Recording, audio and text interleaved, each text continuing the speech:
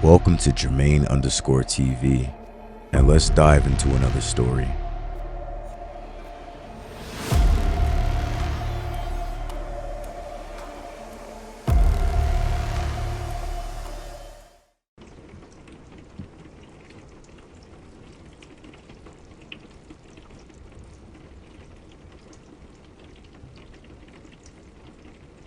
April 17th, 1479.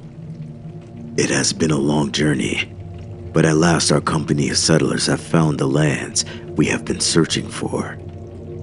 We have found a great bit of flat land surrounded by forests full of wild game.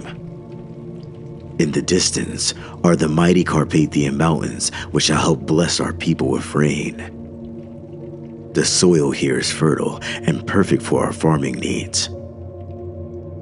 I have already found a perfect hill to begin construction of a home for my wife Nadia and I. She is with child, and I hope to have our home built before our baby is born. I truly believe that we will have a joyous life here. October 3rd, 1479. Our land is prospering beautifully, and I couldn't be happier. Already a handful of villages and farms have sprouted. It seems every week more and more settlers come through the woods seeking their own patch of land. It would seem that the word of our good fortune is spreading, and I say, the more the merrier. Today we began scouting for more land closer to the mountains. There seems to be some quality land. However, some strange things began to happen as we drew close to the shadow of the mountain. As we drew closer, our horses seemed to become afraid. They became restless and began to fight violently against the reins. As we approached a series of large thorny bushes, the horses were nearly driven mad and began bucking riders. We chose to go back, for there was no good land there anyway. As we left the mountain's shadow, the horses returned to their docile ways, as if nothing had happened. There could be some dangerous animals nearby. We will have to investigate another day. October 22nd, 1479. God has smiled upon us today. This morning, my wife has at last given birth to the most beautiful baby girl. She has my nose, and her mother's stunning green eyes. She felt so small and delicate in my hands, so we named her Adina. May she grow in beauty and grace. I decided to wrap her up and show her the peaceful night sky. She looked even more beautiful bathed in the starlight. We simply stared at the mountain. We heard a lone wolf call in the distance. My daughter shivered at the sound, but I simply held her close. I would never allow anything to harm her. March 16th, 1484. Today, we can add one more to our little homestead. My older brother Ivan has decided to settle in our community. He will stay with us until we can build him his own home. Nadia isn't too thrilled about the extra company, but Ivan is a hard worker. And besides, little Adina adores him. I can never find myself saying no to her. April 20th, 1484. We continue construction on Ivan's house. We decided to gather wood from the forest closer to the mountain. In a strange sense of deja vu, as we approached the base of the mountain, our horses began to throw a fit. I seemed to remember them doing this a few years prior, so I thought it best if we left the horses on the edge of the forest and continued on foot. We began chopping trees for the necessary wood when something odd took a hold of Ivan. He grew quiet and stared deeper into the woods. He suddenly dropped his axe and began walking through the trees. I followed him and called his name several times, but he continued to ignore me. He stopped in front of a large thorn bush and simply stared. It seemed dead quiet for a moment, as if the forest itself was afraid of those bushes. He reached out his hand and cut himself badly on one of the thorns. As soon as the drop of blood hit the ground, a strange and unnatural wind blasted us in the face. Ivan came out of his strange trance and cradled his open wound. His face held true terror at the torrential wind. We could hear the horses going wild at the edge of the forest, so we decided to call it a day, leaving the wood behind. We both think it's best that we don't go near the mountain again. April 21st, 1484. This morning brought grim news from all over our frontier. I was working on the entryway to Ivan's cabin when one of the farmers came to me, saying that something had killed one of his cattle in the night. We went over to investigate the scene, and I lost my breakfast at the mere sight. To say that the steer had been killed was almost sin-worthy omission. This cow had been slaughtered. It was torn to shreds from head to toe. Large claw and teeth marks riddled the carcass. Yet, that was not the strangest part. Despite the evident carnage, there was not a single drop of blood anywhere on the scene. As I was purging myself of Nadia's eggs and beans, another villager from a nearby community came to us with a similar story. It would seem that something had torn apart their goats.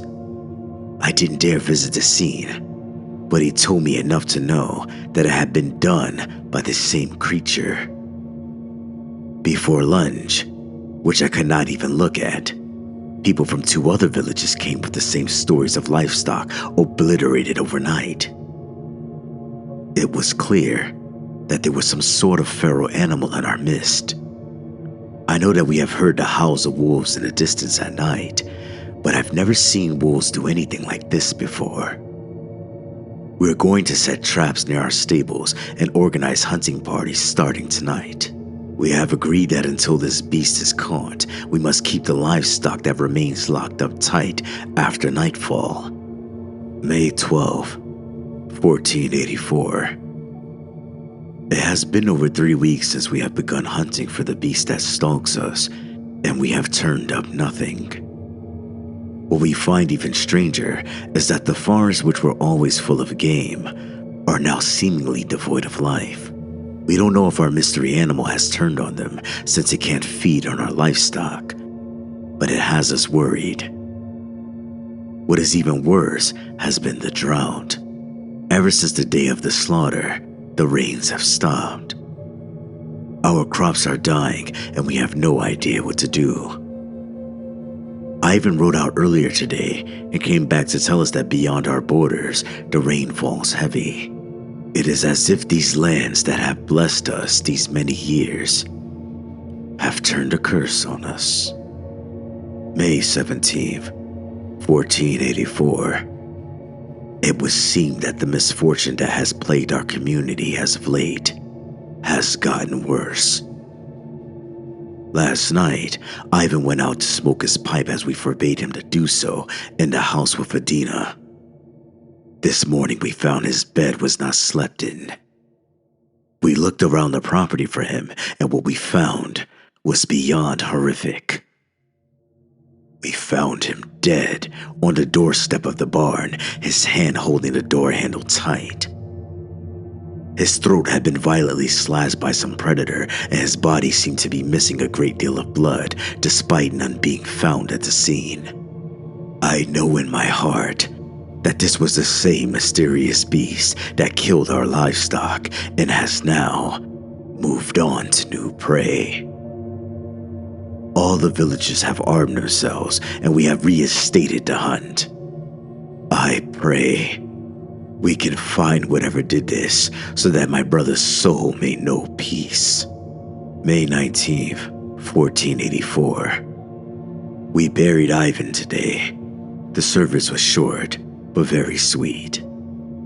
I don't think any of us will rest easy until we find this creature, but the hunts keep turning up empty-handed. Adina is very distraught because she truly loved her uncle. Nadia is terrified and wants to leave, but I have told her that we must remain strong in difficult times. I will not let any beast or evil force us from our home. June 25th, 1484. Children truly are wonders, as I continue to discover. Tonight I was sucking in Adina when she asked a question that I dreaded. What happens when we die? She asked me in a very natural, inquisitive tone. After the death of her uncle, I knew this question had been coming. I was almost shocked it had taken this long. I explained to her that when we die, our body rejoins the earth and our souls are taken to the heaven where we will know eternal peace. So Uncle Ivan will find peace then, she said with a hopeful tone. Yes, my sweet baby, I told her with a smile. Adina let out a relaxed sigh and a nod. I'm glad. I hope that he soon stops coming to my window every night, she said matter-of-factly. I was so shocked I couldn't even muster a response. Children are so full of imagination. June 26, 1484. What does a man do when he is faced with the impossible? Despite dismissing Adina's words last night as foolish, I was the one made a fool this morning. I was doing my chores when I happened to look up at her window. What I saw stopped my blood cold. On the outside of her second-story window were clear muddy finger and claw marks. No animal could have climbed up there and made those marks. I rushed inside and began questioning Adina about what she saw. The stark honesty about what she revealed shook me to my core. She told me that Ivan had been appearing at her window every night since his funeral. She didn't say anything at first because she believed that she was merely dreaming.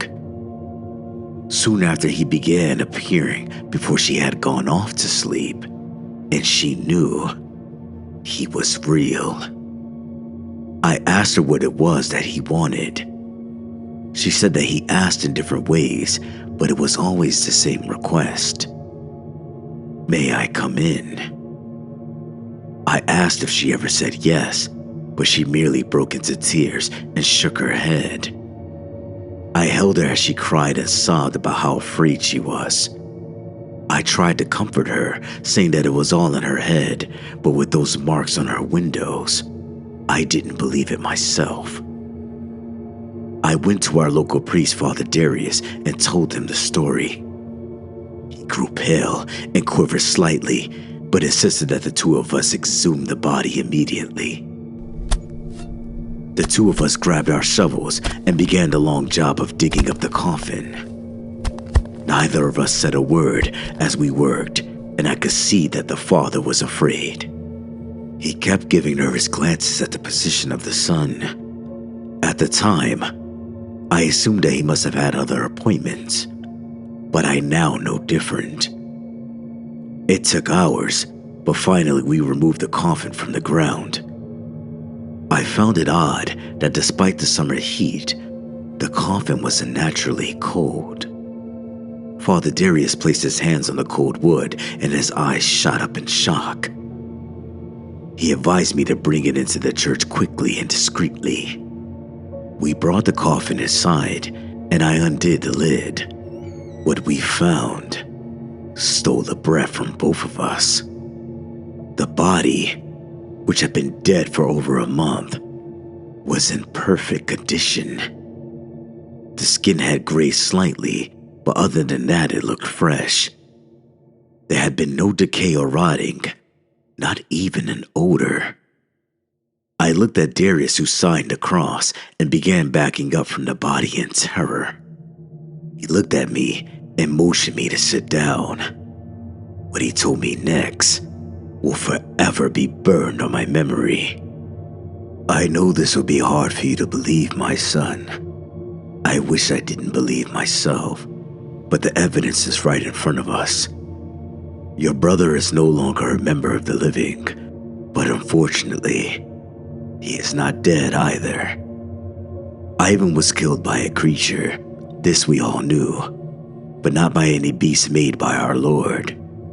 He was killed by, and therefore has become the Stagori. They are unholy demons of an ancient and terrible power. They hold power over the rain and feed on the blood of the living.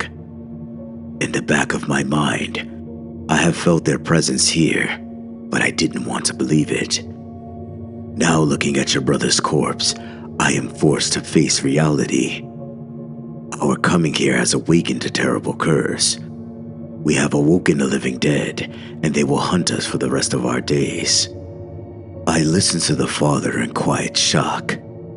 What he told me was almost too fantastical, and yet I believed every word.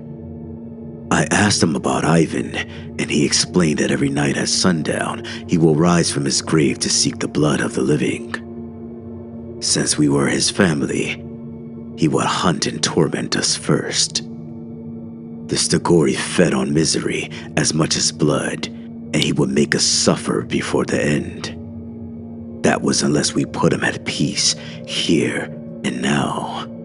He told me that we must pierce his heart with a stake of ash, elm, or cedar. The wooden stake will subdue the curse and prevent him from rising.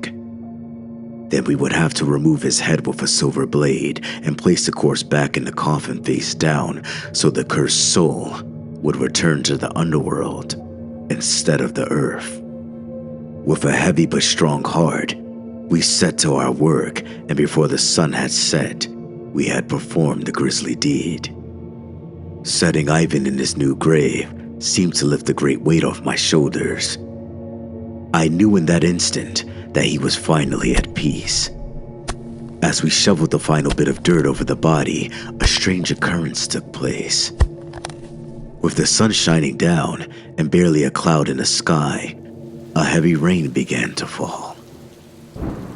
The two of us stood in the rain for a few moments, letting the end of this horrible drought wash over us. Today, we have truly done the Lord's work, and we, at last, will know peace. July 5th, 1484. Today, I have no more prayers and no more faith. We awoke this morning to no groans coming from Adina's room. I felt relieved that perhaps she was healing. However, I soon realized that there were no sounds coming from her room at all. Nadia and I rushed to her room, but we both knew it was too late. As we opened the door, there was sweet Adina laying in bed with her eyes wide open, staring blankly into the abyss. Nadia rushed to her bed, but I couldn't move. I knew the stark truth of the blank stare. Our sweet little girl was gone. Nadia screamed until her voice was hoarse, and I simply stood and stared. I could not act. I could not function. I was no longer human. All I could ask myself was why? Why would God do this to his children? What have we done to deserve such things? The answer I came to was that a loving God couldn't do this to such a beautiful child. There is no one watching over us. We are alone. July 7th, 1484. Today, Nadia and I stood for the last time as mother and father as we watched our daughter be placed in the earth. Father Darius made a long speech that neither of us could hear. We were dead to the world, as our heart now lies buried in the earth. We went back to our empty home and have said nothing to each other since. Nadia has taken to sleeping on her chair, facing the door as if she expects our daughter to walk in. I wish she would. I truly do. July 8th, 1484. I write this entry not before bed as usual, but at first light. I write this from my kitchen table surrounded by broken furniture and 2 dead bodies. I write because I do not know what else to do. Last night I awoke to the sound of my wife uncontrollably sobbing. I knew it would be only a matter of time before her depression broke, so I went to go and comfort her. As I neared the stairs, I noticed something was odd, for her sobs were not brought on by sadness, but joy. I feared for her sanity, so I rushed downstairs to the living room. There was my wife kneeling on the floor, clutching something to her chest. She turned to me and smiled. "My baby has come home to me," she said in a delirium. It was then that I noticed the blood on her neck. Nadia's body dropped limply to the ground, and there stood Adina, still in her burial dress. Though I recognized her form, the creature standing before me was not my daughter. Her skin was a dull gray, and her golden hair had begun to darken. In her mouth were 2 large incisor fangs, dripping with blood. However, it was her eyes that told me that something else lingered under skin. My Adina always had beautiful forest green eyes that melted my heart. The demon before me had irisless pitch black eyes that bore into me. These eyes held no light, no love, and no soul. She tilted her head and smiled at me. "Father dearest, I have come home. Won't you pick me up so I can hug you tightly? I have a special kiss I have been saving for you and Mommy. We can be a family again. Just lift me up, Daddy," she said to me in a sickly sweet tone. For the first time I can remember, I did not give my daughter what she wants. Instead, I backed into the kitchen and slammed the door. I simply stared at the door for a moment, frozen in fear. I could hear a distinct sound of claws scraping against the wood. Then her horrible voice echoed from the other side. "Silly Daddy, doors will not do you no good since Mommy already invited me in." With that, her tiny hand burst through the door, and to my horror, I could see long claws had tipped her fingers. She began shredding the door as if it was paper, a door that was made of solid elm. "Elm!" I shouted into the darkness. I reached around and found a solid slab of wood to defend myself. That was when the fiend that had once been Adina strolled in. She looked at me then and at the wood stake I clung to. Her eyes lost all playfulness. "The splinter would do you no good. I think I've played with you long enough, Daddy," she said with not even the faintest hint of affection in her voice. I knew what was going to happen before it did. She reared up and leapt at me like a jungle cat. I moved with grace not common to me and grabbed the dining room chair. I swung my weapon and managed to pin her to the floor. She clawed at the chair, sending chunks of wood everywhere. I knew I would only get one shot, so I thrust the elm stake directly into her chest. Her movement stopped right as the chair broke, sending me on top of her. Perhaps it was air escaping, but I thought I heard the words, "Thank you," echo from her lungs. I got off of her and simply sat on the floor panting for several minutes. Finally, when it was clear she wasn't going to rise again, I moved myself to the table where I had left my journal, and I have remained here since. I know what I must do with the bodies of my wife and daughter, but I do not have the strength. When my legs decide they want to work, I will go to Father Darius. He will do what needs to be done. July 12, 1484. The bodies of Adina and Nadia had been properly dealt with and buried. I wish I could say that was the end of it all, but it would seem our hell has just begun. Since the slaying of Adina, 3 new victims have been found, all with their blood drained.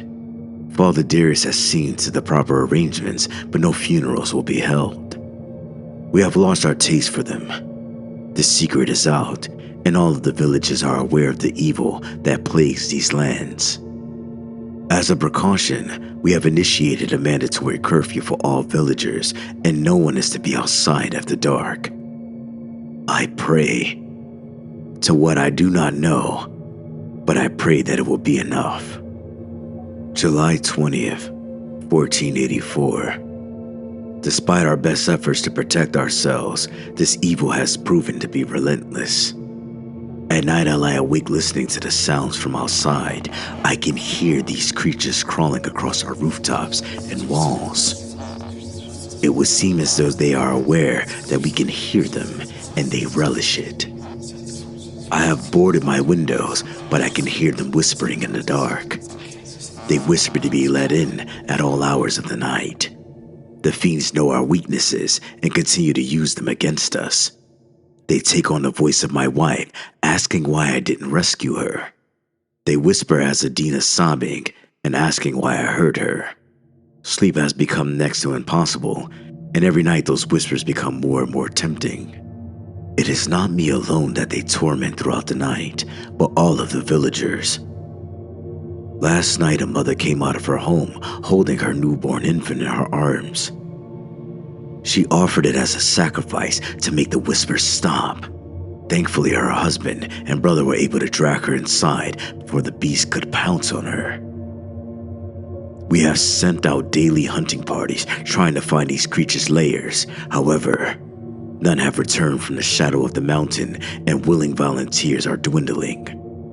New settlers come each day looking for land, and we are forced to chase them out for their own good. I do not know how much longer any of us can last against the overwhelming darkness.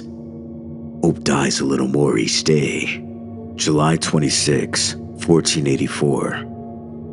I do not know what faith I hold myself to anymore, but if there is a God, then he has truly left us. Today at midday, an emergency meeting was held to address the curse upon our lands. Many called for us to abandon our homes and to flee. Father Darius stood and said it would be our demise. These beasts can track our scent, and without proper homes to keep us safe, we will be slaughtered overnight. When we were finished, they would venture out in search of fresh blood. We had awoken these creatures, and they were our responsibility. More talk of sacrifice grew, but no one was truly willing to follow through. That was when Father Darius spoke once more, and his words carried hell itself in them. He spoke of the increase in settlers coming through the forest in search of land, and he suggested that we give it to them. He suggested the creation of a new village at the base of the mountain near the creature's lair. If the fiends had a closer food supply, then they would leave our lands alone. I said that no one would be foolish enough to stay in a village beset by evil. Darius merely nodded and said that they would if they were made to. He would take on the role of priest in the village. The word of God could be used to keep them there, and if they believed that they were stronger than the beast, he will provide them the tools to survive while influencing them to stand against the darkness. It may take years, even generations, but they could be convinced to stay indefinitely. I was beyond horrified that a man of the cloth could spew such blasphemy. However, my shock and horror reached their peak when others began to support his crazed idea. A vote was taken, and I watched in silence as waves of hands raised, seeing this demonic plan through. The vote carried, and construction of the new village would begin at once. We all walked home in silence, no one willing to look at each other in the eye. There are creatures in the mountain for certain, but I now wonder who are the real monsters. July 30th, 1484. This will be my final entry, for I can no longer live with the sin of our community, nor can I resist the temptation of those nocturnal whispers any longer. I bury my journal at the base of what will be the church of this new community. I hope that if there is a God above, that he may show mercy to us who dwell below. I used to believe that evil lies within the hearts of demons, but now I know its source comes from fear and desperation. Lord, if you are there, please watch over all of us in this time of darkness. Above all else, please watch over the coming members of Satul de Nord Cresta, the village of Northridge. This concludes our story. Thank you for listening. I hope you enjoyed the content. Please like, comment, and subscribe, and I'll see you in the next video. Bye.